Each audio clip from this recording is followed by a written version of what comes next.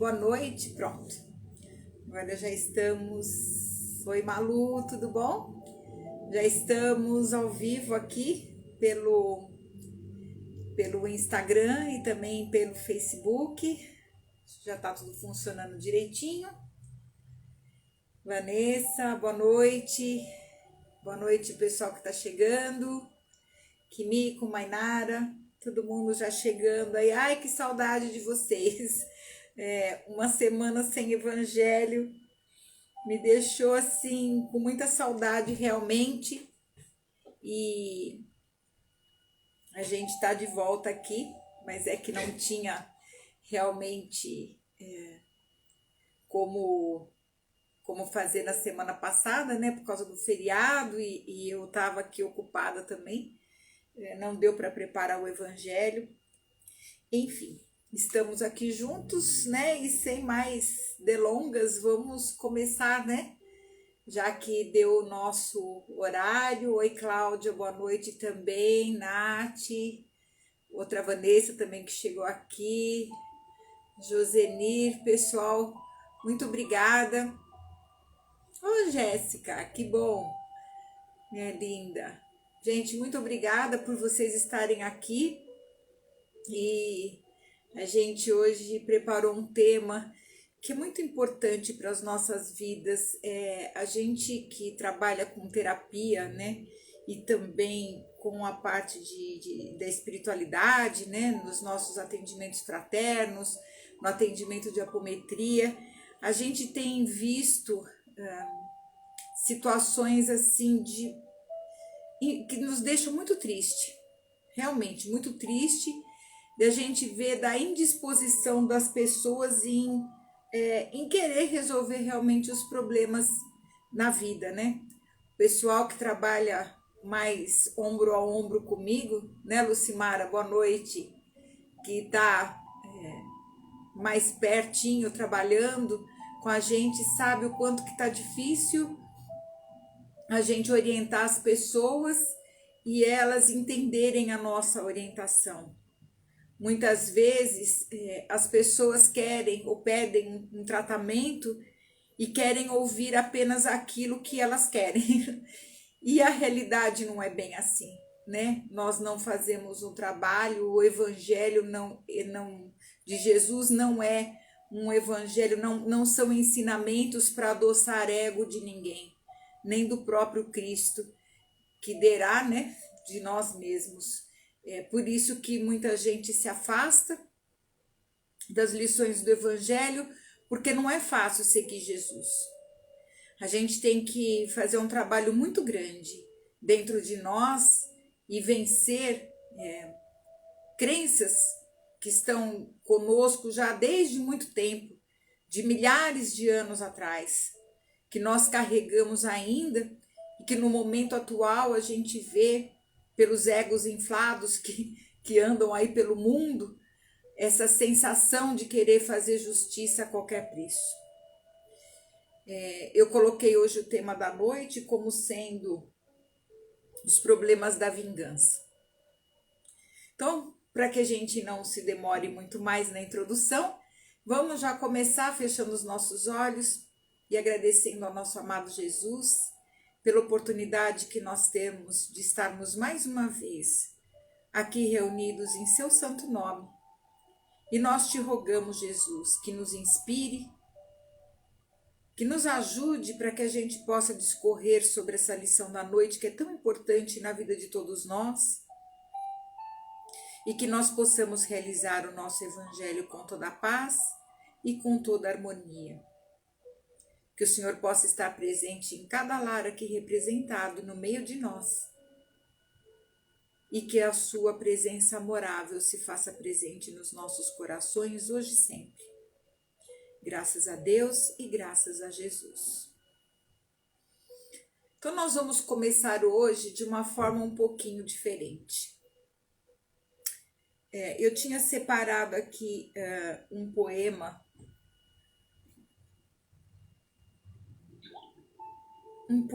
de Pablo Neruda, mas depois eu resolvi mudar e trouxe desse livro Khalil Gibran. Algumas pessoas já conhecem, que foi um grande profeta. E eu vou começar o evangelho de hoje lendo um capítulo deste livro que se chama O Amor. E aí vocês vão entender por que é que a gente começou com este livro. Então diz o seguinte: todas essas coisas o amor fará por vós, a fim de que vos torneis sabedores dos segredos de vossos corações, e que, imbuídos desse saber, vos transformeis num fragmento do coração da vida. Mas se por receio desejais buscar somente a paz e o gozo do amor, é melhor cobrir a sua nudez e abandonar a eira do amor, para que possais entrar no mundo sem estações, onde podereis rir, mas não todo o vosso riso, e chorar, mas não todo o vosso pranto. O amor dá de si apenas, e nada recebe senão de si próprio. O amor não possui, nem quer ser possuído, pois o amor, ao amor se basta. Quando amardes, não deveis dizer, Deus está em meu coração, mas sim, eu estou no coração de Deus. E não pensai que sereis capazes de determinar seu curso, pois o amor, se considerar-vos dignos, direcionar-vos-á.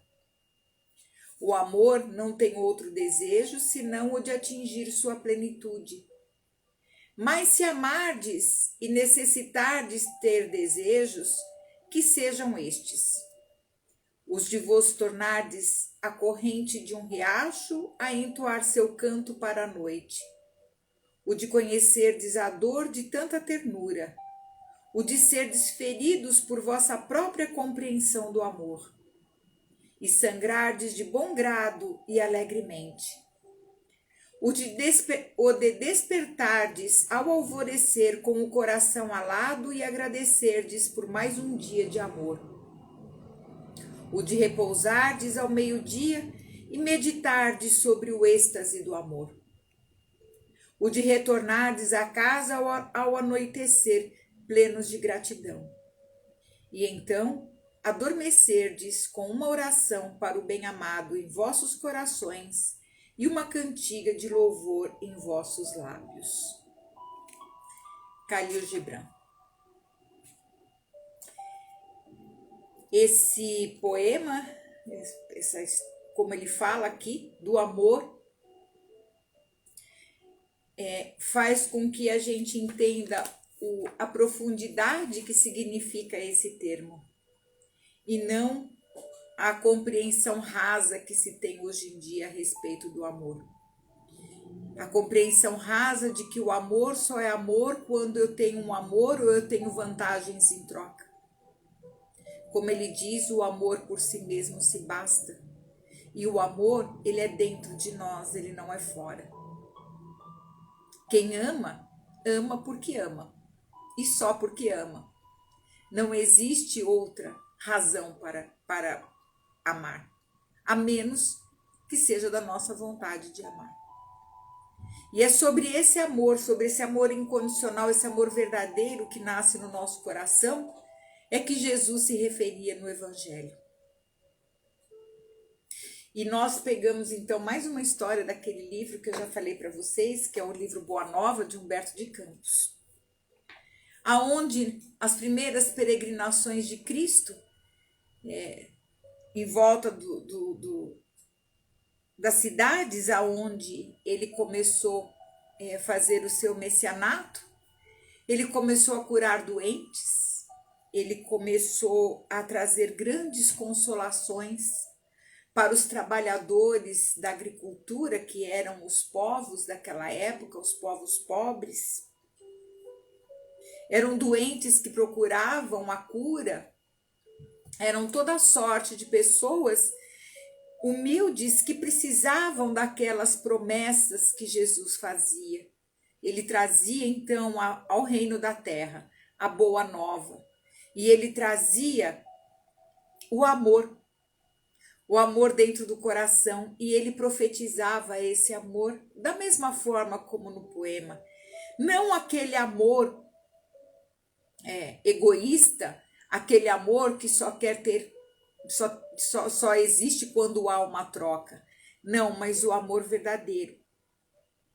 E com essa pregação dele, desse amor verdadeiro, colocando todos os homens em nível de igualdade, ele começou a arrumar problema, né? Então ele começou a ter aquela questão, né? Já nessas terras mais distantes do centro da capital de Jerusalém, porque os senhores de terra começaram aí nesse tempo a ficar incomodados, porque essas palestras que Jesus fazia aos escravos, que davam essa esperança para eles de dias melhores, de felicidade, começou a incomodar muito. Os mais egoístas achavam que aquelas palavras generosas dele o colocavam num conspirador vulgar, um profeta conspirador vulgar. Outros já o viam na figura de um feiticeiro, que era preciso evitar. E daí começaram então as grandes discussões a respeito desse procedimento de Jesus. Ele vinha trazer novas ideias, novas crenças, e isso começou a incomodar o sistema criado até então. E quando Jesus faz uma viagem até Nazaré, que era, né, o seu berço, a sua terra natal, a gente sabe já por outros evangelhos que ele não foi muito bem recebido na sua cidade natal. Aliás, ele não foi nada bem recebido na cidade dele. Foi levado a título de chamado de impostor pelos seus próprios conterrâneos. Jesus, muitas vezes no evangelho a gente vê algumas observações amargas a esse respeito, né? Que levou até a gente dizer que que ninguém faz milagre aonde nasceu, né? No seu berço, né? Na sua terra. Que santo não faz milagre em casa, né? Veio esse dito popular justamente a partir desse momento em que Jesus começa o seu messianato naquelas regiões, e quando ele vai para a própria cidade dele, ele é tratado, uma cidade pequenininha, mas foi tratado com muita agressão, a fim de desmoralizar tudo aquilo que ele estava pregando, tudo aquilo que ele estava ensinando, e ele foi chamado dos mais diversos nomes, como charlatão, como feiticeiro, como conspirador, enfim. O que Jesus fez nessa primeira investida que ele recebeu logo no começo? Ele sentiu que os inimigos gratuitos da sua doutrina começaram a se agitar muito, e ele já aproveitou dessa agitação já para deixar um grande ensinamento.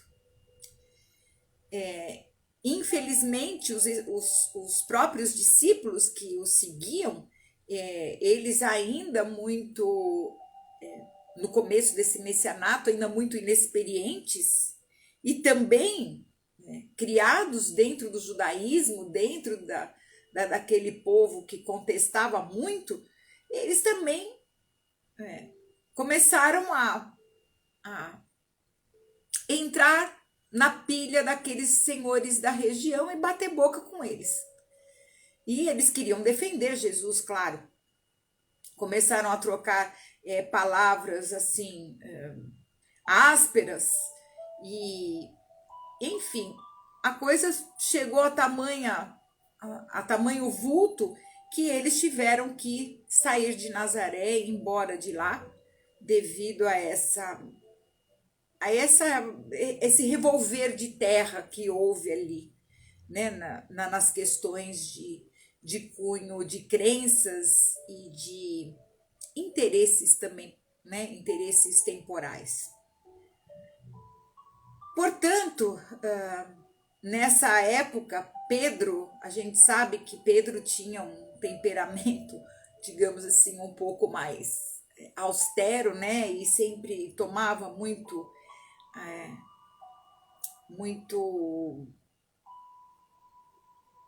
digamos assim, sem muita paciência, né? Ele tinha aquela coisa de muito defensiva em relação a Jesus. E ele se colocou sempre à frente disso para defender Jesus.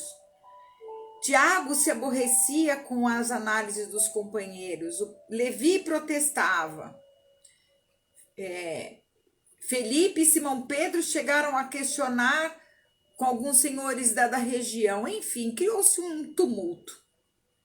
E aí, quando Jesus viu tudo que estava acontecendo, calmamente, serenamente, ele ordenou a retirada então da cidade e com um tranquilo sorriso voltou lá para Cafarnaum, que era era a cidade primeira, né, onde eles se reuniram. E mesmo chegando lá, a maioria dos apóstolos ainda continuava nessa discussão do que tinha acontecido em Nazaré. Eles estavam muito bravos mesmo. E se a gente pensar do ponto de vista material e do conhecimento que eles tinham, a gente também não podia tirar a razão de bate-pronto deles sem entender o fundamento das coisas.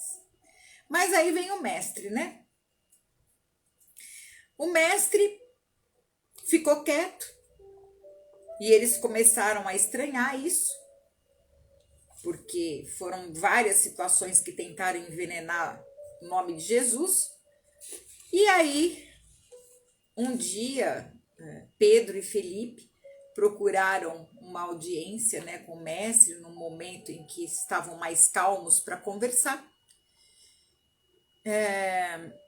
E aí eles falam: mestre, a gente teve que tomar essa atitude, porque eles estavam chamando você de servo de Satanás. E a gente reagiu. O mestre, ele entendeu que toda aquela reação era em defesa, né? Era o amor que eles tinham por ele e pela Boa Nova, que eles estavam tentando fazer a defesa dele. Mas, embora o calor daquelas afirmativas, e Jesus observando cada um deles, de repente ele vira para todos, então ele começa a falar, e aí vem a lição para todos nós, né? Que também tentamos ser seus discípulos. E então o mestre diz o seguinte, segundo o livro Boa Nova, que está aqui nesse texto, no capítulo 10, intitulado O Perdão. Então Jesus diz assim: acaso poderemos colher uvas nos espinheiros? De modo algum me empenharia em Nazaré numa contradita estéril aos meus opositores. Contudo, procurei ensinar que a melhor réplica é sempre a do nosso próprio trabalho, do esforço útil que nos seja possível. Nesse particular, não deixei de operar na minha esfera de ação, de modo a produzir resultados a nossa excursão à cidade vizinha, tornando-a proveitosa sem desdenhar as palavras construtivas no instante oportuno. Ou seja, enquanto estava todo mundo se debatendo, ele estava curando os doentes, ele estava dando conselhos, ele estava tratando as pessoas com amor, estava dando direcionamento. Ou seja, enquanto eles estavam lá brigando, ele estava fazendo o trabalho dele. De que serviriam as longas discussões públicas, inçadas de doestos e zombarias? Ao termo de todas elas, teríamos apenas menores probabilidades para o triunfo glorioso do amor e maiores motivos para a separatividade e odiosas dissensões. Aí ele diz uma coisa muito importante. Só devemos dizer aquilo que o coração pode testificar mediante atos sinceros, porque de outra forma as afirmações são simples ruído sonoro de uma caixa vazia. Ou seja, não adianta ficar discutindo sem atitude, que o que vale é a atitude e não longas conversas. Aí o Felipe, quando ouviu isso, ficou meio chateado com Jesus, porque afinal de contas, eles estavam defendendo o evangelho, estavam defendendo Jesus e estavam falando mal do mestre. E eles amavam muito o mestre. E ele diz, eles estavam falando mal de vós. E eu fiquei condoído com isso, porque eles estavam falando mal de vós. Ao que o mestre responde: mas não será vaidade exigirmos que toda a gente faça de nossa personalidade elevado conceito? Interrogou Jesus. Nas ilusões que as criaturas da terra inventaram para a sua própria vida, nem sempre constitui bom atestado da nossa conduta o falarem todos bem de nós, indistintamente. Agradar a todos é marchar pelo caminho largo, onde estão as mentiras da convenção. Servir a Deus é tarefa que deve estar acima de tudo, e por vezes, nesse serviço divino, é natural que desagrademos aos mesquinhos interesses humanos. Felipe, sabes de algum emissário de Deus que fosse bem apreciado no seu tempo? Nenhum, né? As pessoas só vão reconhecer o trabalho de um emissário, de um filósofo, de um profeta, depois que ele morre. Os nomes que a gente mais conhece, que venera hoje, foram muito castigados ao seu tempo. Todos os portadores da verdade do céu são incompreendidos de seus contemporâneos. Portanto, é indispensável consideremos que o conceito justo é respeitável, mas antes dele necessitamos obter a aprovação legítima da consciência dentro de nossa lealdade para com Deus. Isso é muito importante, porque muitas pessoas que se dedicam a estudar o Evangelho ou engavetam os seus conhecimentos e não os trazem a público, e quando traz a público quer que todo mundo concorde. O que nem Jesus conseguiu agradar todo mundo, e nós também não vamos agradar. O que a gente faz é dar a nossa contribuição. E isto todo mundo pode fazer. Se não está aqui falando, como eu estou falando aqui nas redes sociais, mas pode falar isso em casa. Pode falar com os seus filhos, com o cônjuge, com seus pais. Porque a vivência do evangelho não está no microfone da vida, está na nossa consciência, está naquilo que a gente faz, está nas nossas atitudes. Esse é o ponto que Jesus está chamando aqui. E ele diz ainda, em toda circunstância, convém naturalmente que se diga o necessário. Sim, é necessário dizer. Porém, é também imprescindível que não se perca tempo. Quantas conversas, quantas querelas e brigas em famílias, em trabalho, nos lugares, por causa de se falar muito. É isso que ele está falando. É necessário que se diga as coisas. O que é necessário, o que não é, deixa para lá. E quando alguém erra, como a nossa língua é ferina, como nós não paramos de falar mal do outro, dentro do nosso julgamento. E na maioria das vezes, sem nos colocar no lugar do outro.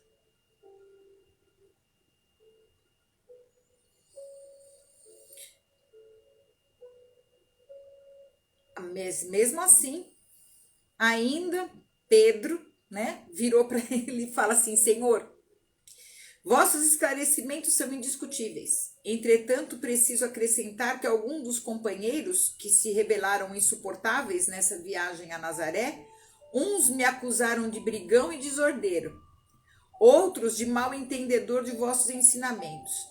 Se os próprios irmãos da comunidade apresentam essas falhas, como há de ser o futuro do Evangelho?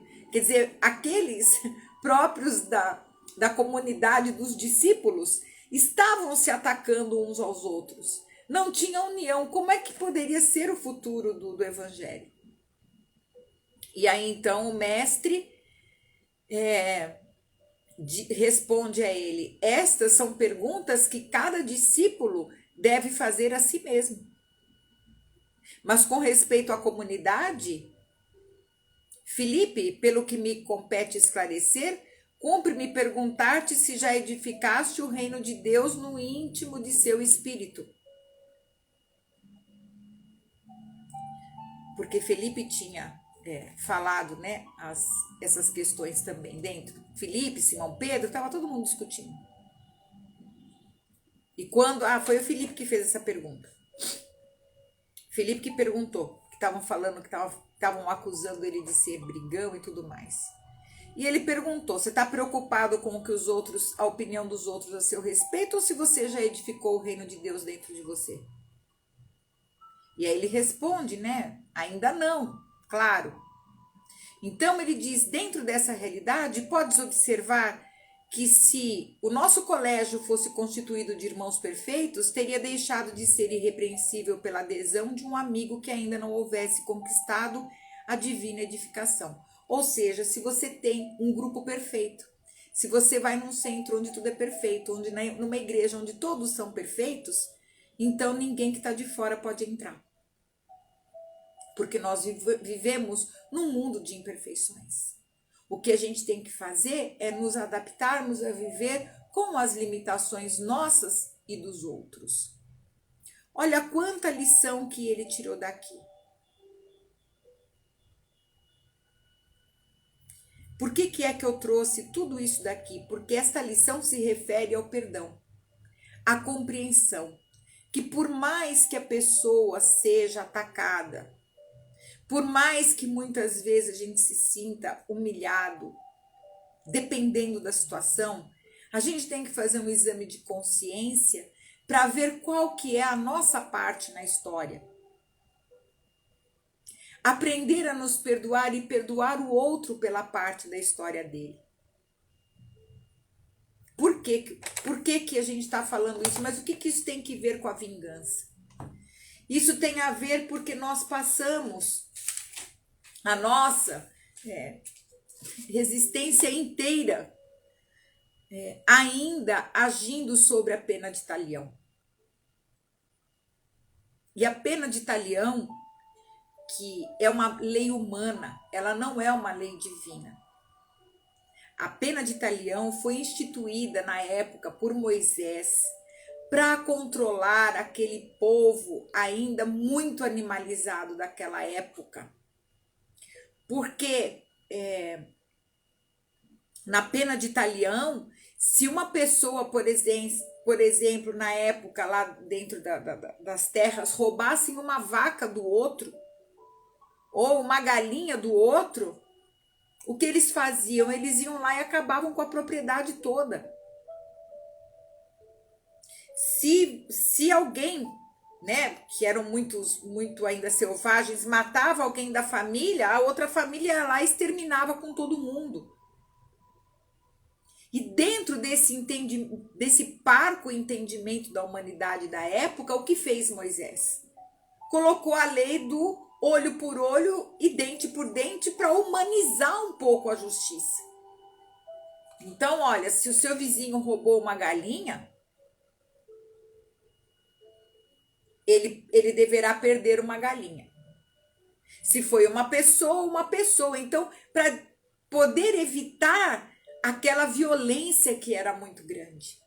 Porque se dizimava uma família, uma vila, um vilarejo, um lugar com a maior facilidade do mundo. Então foi uma providência que foi tomada na época para conter um pouco essa violência. Só que nós não vivemos mais na época de Moisés. A época do olho por olho e dente por dente já foi. Porque o próprio Jesus veio aqui e instalou aqui em nós, nas nossas consciências, a lei de amor, que a gente ainda não escuta. E quando se fala em amor, as pessoas, quando usam essa palavra, todo mundo já pensa em relacionamentos afetivos. E não é isto. O amor é uma coisa, como foi colocado aqui pelo Khalil Gibran, uma coisa muito mais alta do que isso. Do que um simples relacionamento entre homem e mulher, ou seja lá como for. Quando Jesus, nesses diálogos que a gente está contando aqui com os apóstolos, que ele pede que a gente compreenda o outro e que não dê a atenção maior para um problema mais do que ele deve ter de atenção, ele está nos restaurando o equilíbrio próprio. Está nos ensinando a gente a controlar os nossos ímpetos de vingança. Porque todo mundo quer a justiça disfarçada em vingança. E na realidade o que a pessoa quer é se vingar do outro. Não cede 1 milímetro. A gente vê muito isso. Se a gente ainda ficar naquela hermenêutica, né? De que a gente só tem essa vida, de que tudo termina aqui na matéria, que a gente não tem outra vida, que tudo tem que ser feito somente aqui. Se a gente cair nisso, nós não vamos a lugar nenhum. Quando Jesus, ele coloca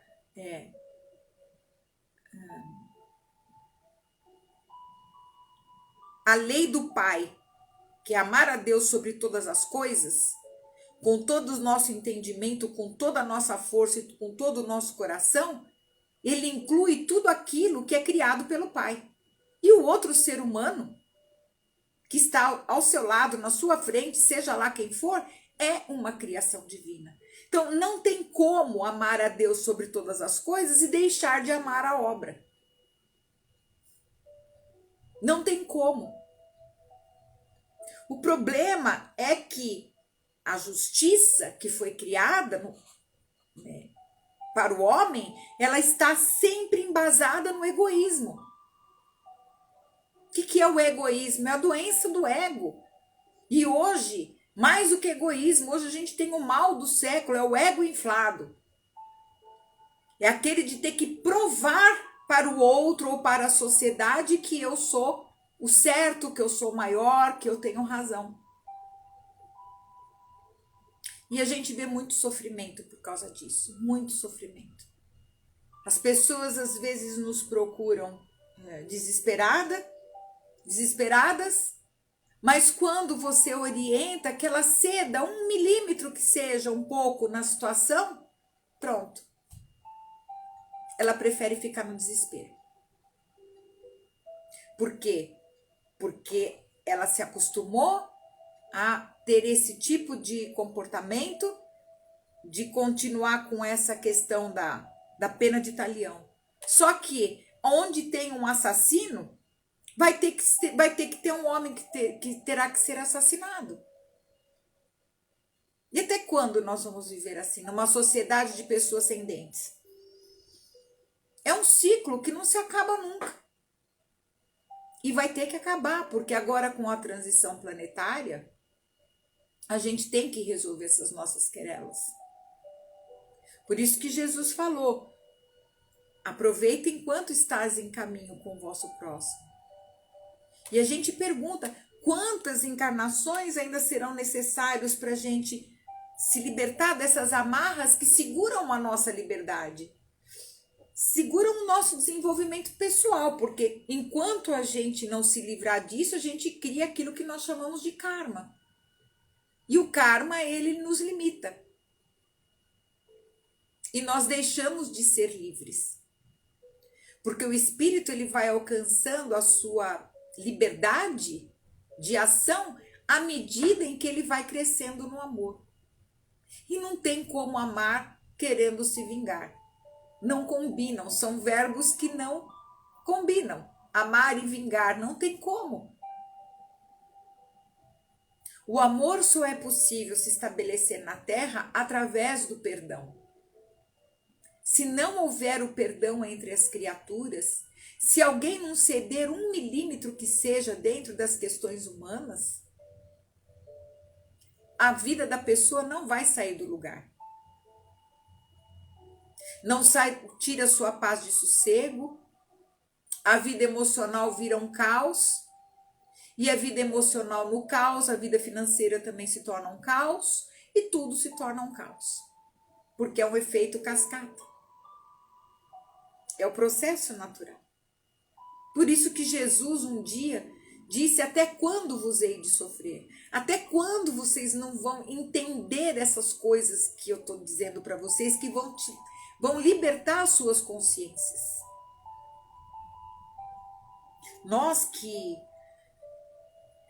trabalhamos com apometria, né, o grupo pessoal que está aqui assistindo o Evangelho sabe o quanto que a gente tem trabalhado para tentar harmonizar a existência de uma pessoa a outra com as suas vidas de passado.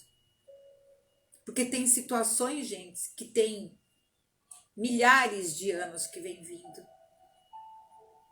Tem situações de 2, 3 mil anos. Tem situações de 1000 anos, de 2, 3 séculos atrás. E tem de 5 minutos atrás que a gente acaba de criar aqui. Nós nos acostumamos a ter parceiros de infortúnio. Sabe o que é isso? Você anda na rua um dia ou vai num lugar e conhece uma pessoa e se apaixona e faz um relacionamento com essa pessoa, e dali a pouco, quando você vê aquele casal brigando na justiça. Quantas vidas isso já foi feito? E é um porque levou do outro, o outro porque levou do um. Vocês acham que num tribunal tem ganhador e tem perdedor? Todos perdem. Todos perdem. Ah, mas Ângela, e se eu não tive a culpa no processo? Se o outro decidiu ir? Se o outro decidiu ir, deixa que ele vá. Mas eu não preciso brigar para que ele vá. E eu não preciso alimentar um ódio por ninguém. É como eu sempre digo, não existe o verbo desamar. Uma vez que você amou, você ama. O problema é que muitas vezes esse amor fica doente por causa dos interesses. E nós só vamos adquirir a nossa liberdade quando nós tivermos obediência nas leis divinas. Esses parceiros de quem eu estou falando, a gente vê na apometria, é uma troca sinistra, gente, de olho por olho, dente por dente. A pessoa começou numa outra vida, teve um relacionamento, aí o outro tirou os bens, aí vem para cá, troca de papel, vem como irmão, aí também acontece, aí volta, aí troca para cá e o outro vem na forma de marido ou na forma de esposa, e toda hora são os mesmos espíritos nascendo das mesmas, formando as mesmas famílias e tendo as mesmas atitudes. Trocam de papéis, mas as atitudes continuam a mesma. Não cedem 1 milímetro. E que muitas vezes, o que muitas vezes nós chamamos de justiça, na realidade, por trás está um sentimento de vingança muito grande.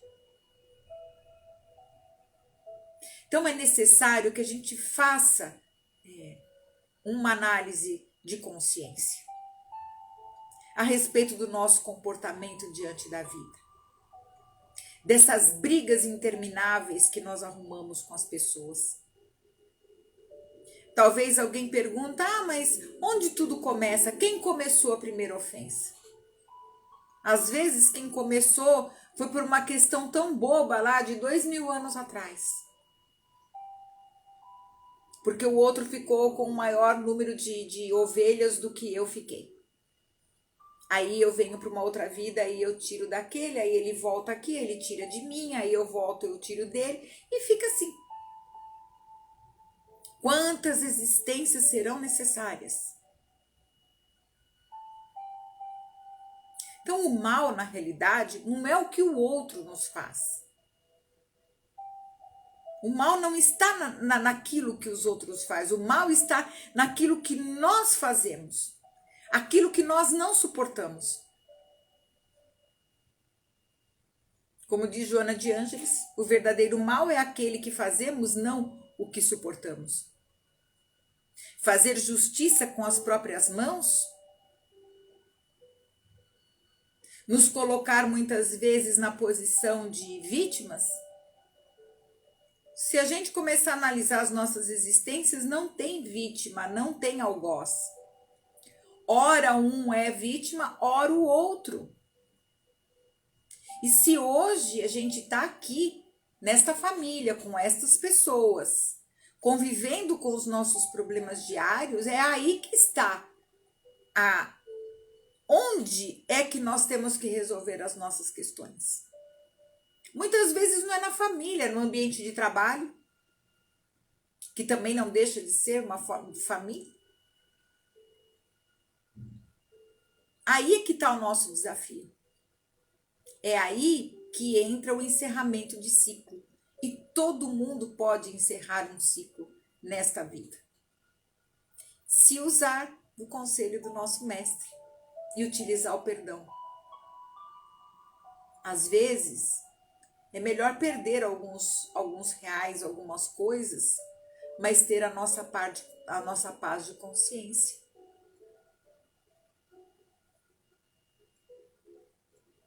Às vezes é necessário, e muitas vezes é necessário, que a gente perdoe aquela pessoa que não soube fazer jus à nossa confiança.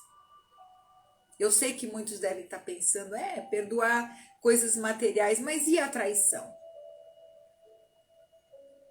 A traição é um problema do traidor e não de quem é traído. Porque quem é traído está no seu devido lugar. Então ele não tem problema. O problema é de quem trai. Ele ainda não aprendeu. Ele ainda precisa passar pelas provas para aprender. E dizer que o outro é culpado por ter levado alguém à traição, também não. Porque, como disse Jesus, a gente tem, como ele respondeu a Filipe,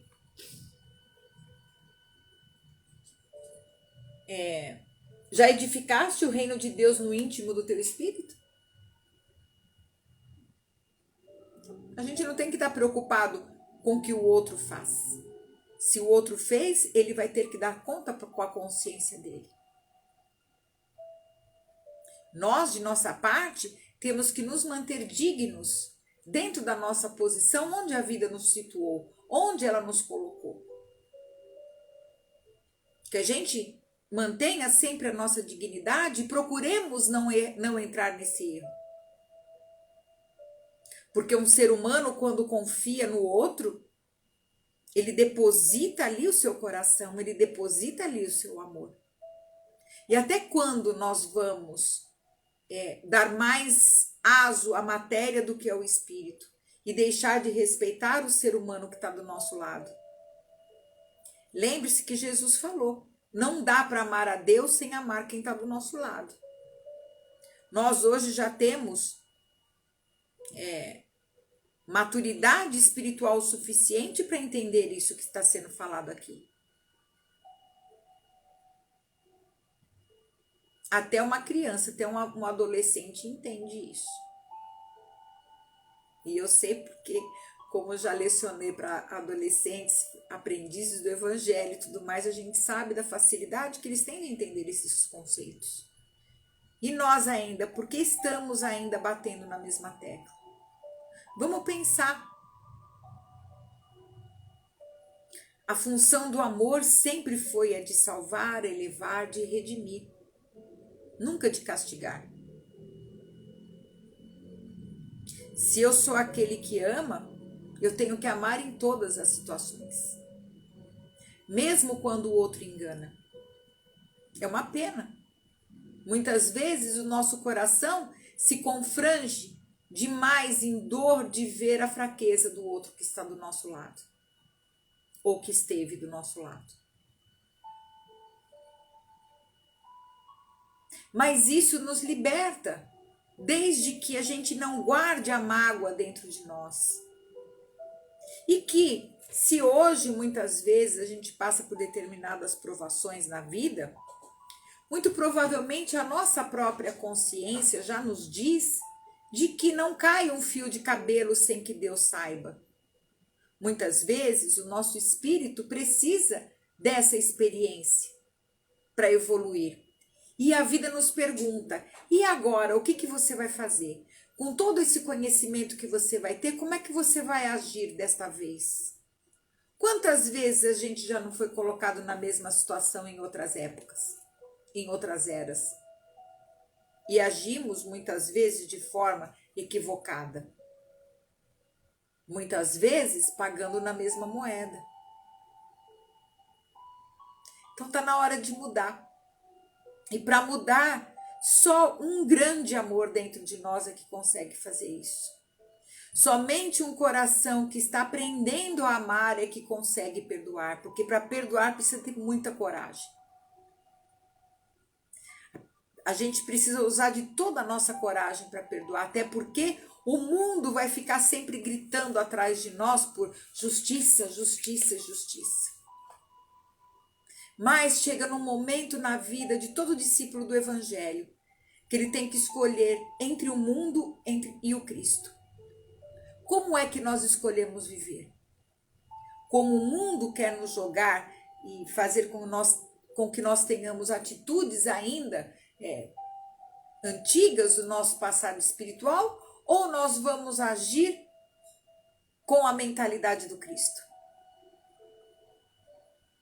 Jesus, ainda que no livro Boa Nova,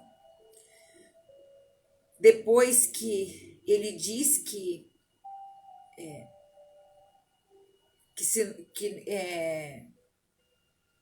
muitas vezes nos labores da vida um companheiro nos parece insuportável, é possível que algumas vezes nós também sejamos considerados assim.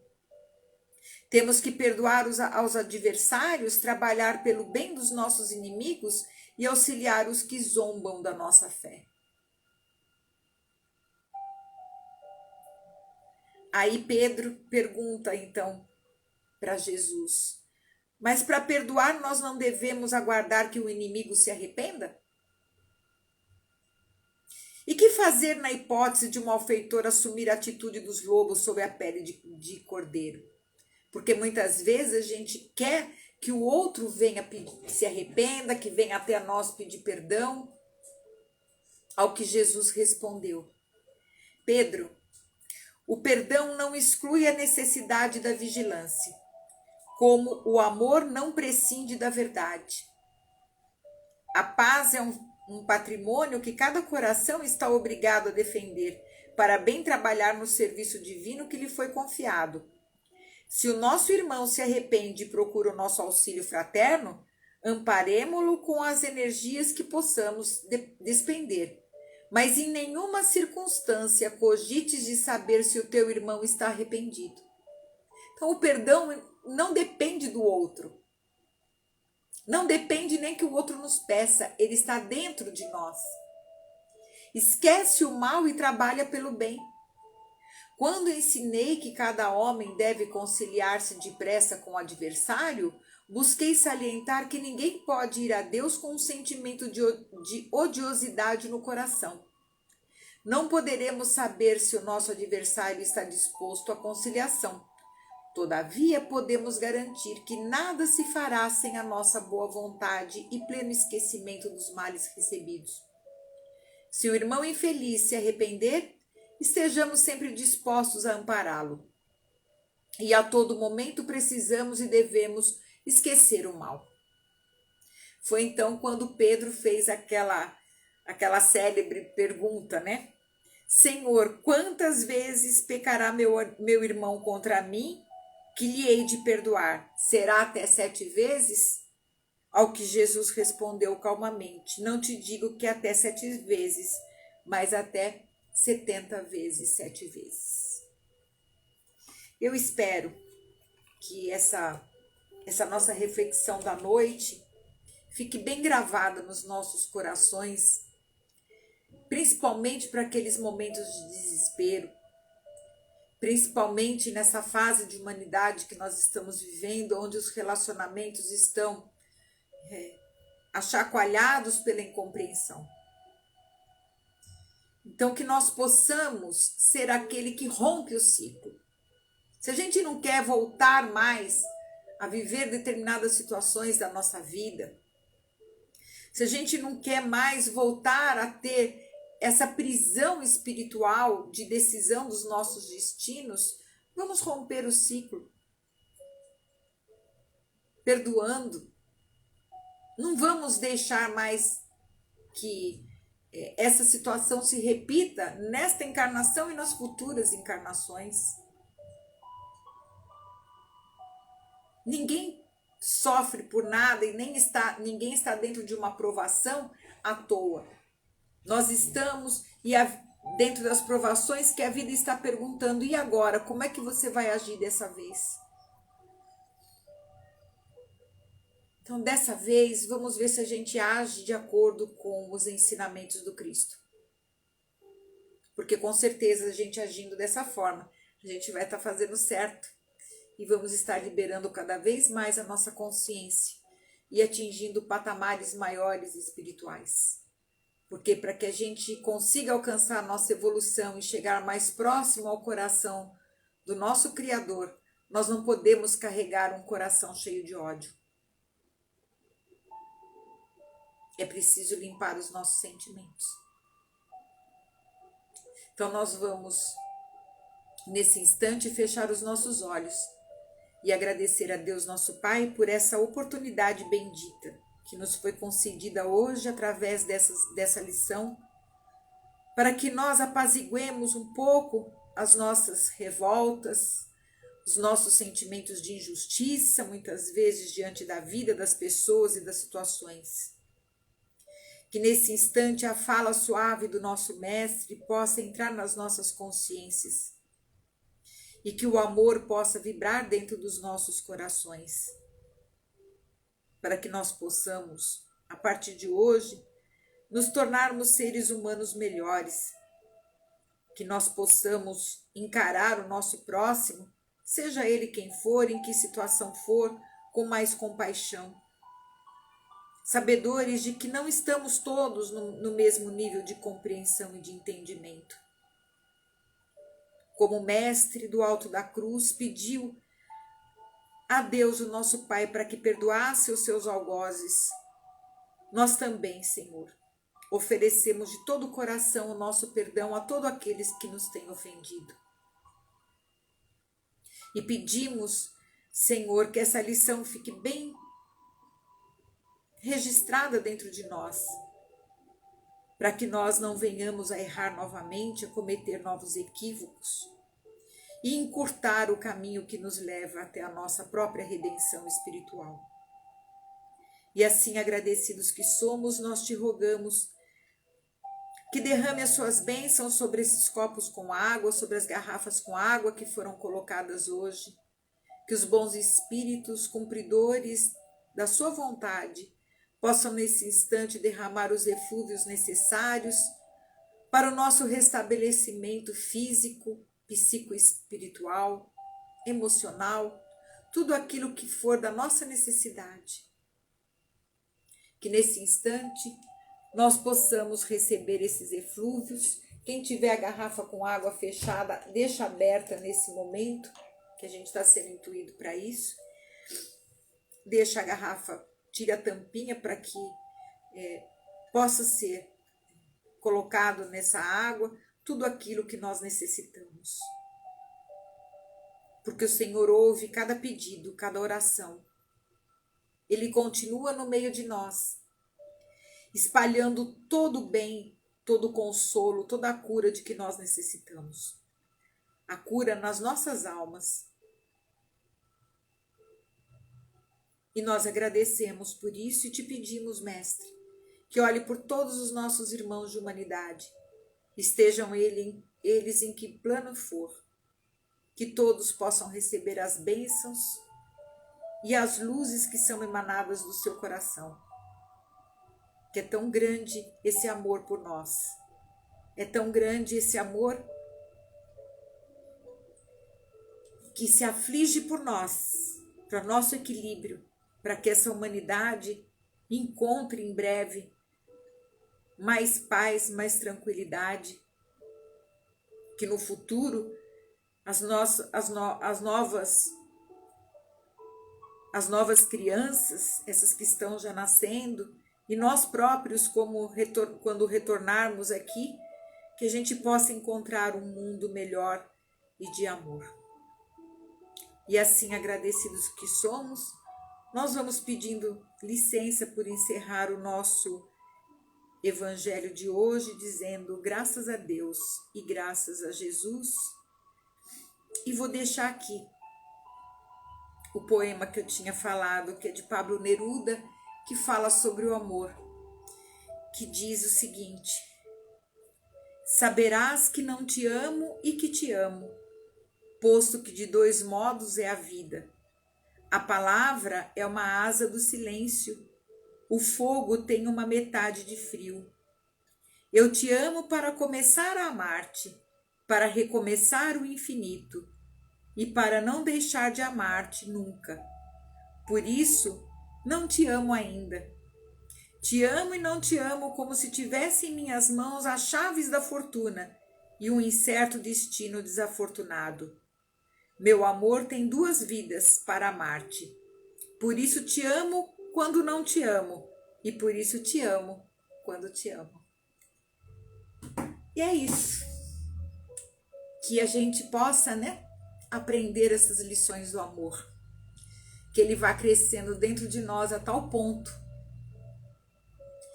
que toda a multidão dos nossos pecados, dos nossos equívocos passados possam ser curados em nós. Porque, como a gente sempre diz, se o conhecimento traz elementos para que a gente possa evoluir, e ele é muito importante, o conhecimento, mas só o amor é que cobre a multidão dos pecados. Sem amor, como já dizia Paulo, eu nada serei, eu nada sou. E que vocês fiquem aí com muito amor, na graça do nosso Mestre, se sintam amados pelo nosso Mestre, que ele com certeza está todos os dias com os braços estendidos para nós. Estejamos nós do jeito que estivermos, ele está lá dizendo: vinde a mim, eu sou o reino, o poder e a glória para sempre. Ninguém vai ao Pai senão por mim. Então que nós estejamos todos sempre aqui, nessa família tão linda que se formou aqui, na paz do nosso Mestre Jesus, e que ele com certeza está no meio de nós e estará sempre. Como ele prometeu, estaria conosco até o final dos tempos. E nós acreditamos nisso. Nós somos pessoas de fé e nós sabemos disso. Gente, uma boa noite para vocês. Um bom restinho de noite agora, um bom descanso. E segunda-feira estaremos aqui de volta, no nosso Evangelho Online, fazendo reflexões aí sobre esses ensinamentos tão belos do nosso amado Jesus. Fiquem com Deus e fiquem na paz de Deus. Namastê.